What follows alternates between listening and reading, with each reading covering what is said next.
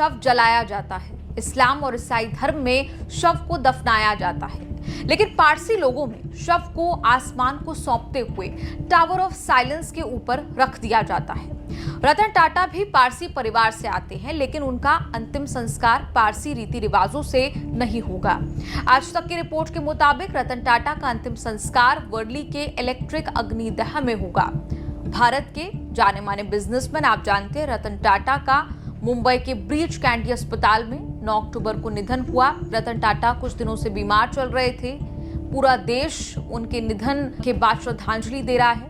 रतन टाटा पारसी थे, लेकिन उनका अंतिम संस्कार, जैसा हमने बताया, पारसी रीति रिवाजों से नहीं होगा। आपको बता दें, रतन टाटा के पार्थिव शरीर को वर्ली के पारसी शमशान में लेकर जाएंगे। फिर उनके शरीर को प्रार्थना हॉल में रखा जाएगा।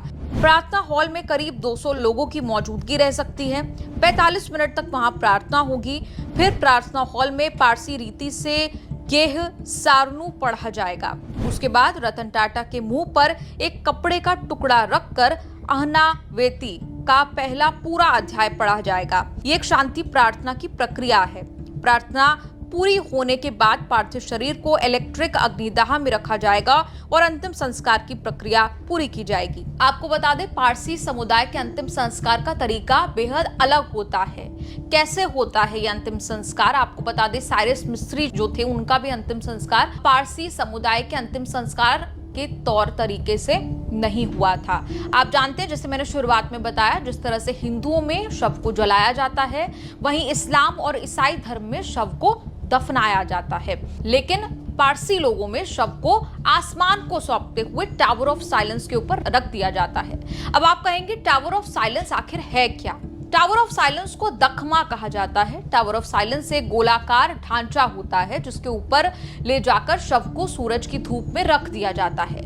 उसके बाद गिद्ध शव को आकर खा जाते हैं। गिद्धों का शवों का खाना भी पारसी समुदाय के रिवाज का ही एक हिस्सा है। इस अंतिम संस्कार की प्रक्रिया को दोख मेनाशनी कहा जाता है। पारसियों में शव को सूरज की किरणों के सामने रख दिया जाता है, जिसके बाद शव को गिद्ध, चील, कौवे खा लेते हैं।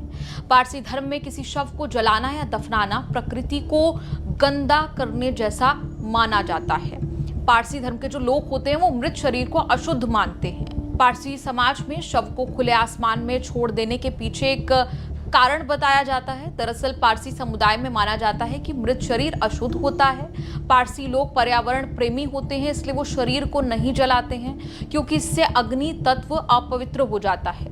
वहीं पारसियों में शवों को दफनाया भी नहीं जाता, क्योंकि इससे धरती प्रदूषित होती है और पारसी शवों को नदी में बहाकर भी अंतिम संस्कार नहीं कर सकते, क्योंकि इससे जल तत्व प्रदूषित होता है। पारसी धर्म में पृथ्वी, जल, अग्नि तत्व को बहुत ही पवित्र माना गया है। परंपरावादी पारसियों का मानना है कि शवों को जलाकर अंतिम संस्कार करना धार्मिक नजरिए से सही नहीं है।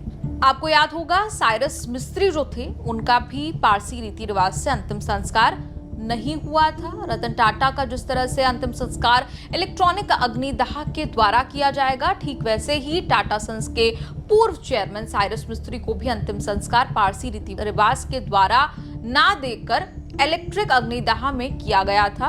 आपको बता दें, साइरस मिस्त्री की मृत्यु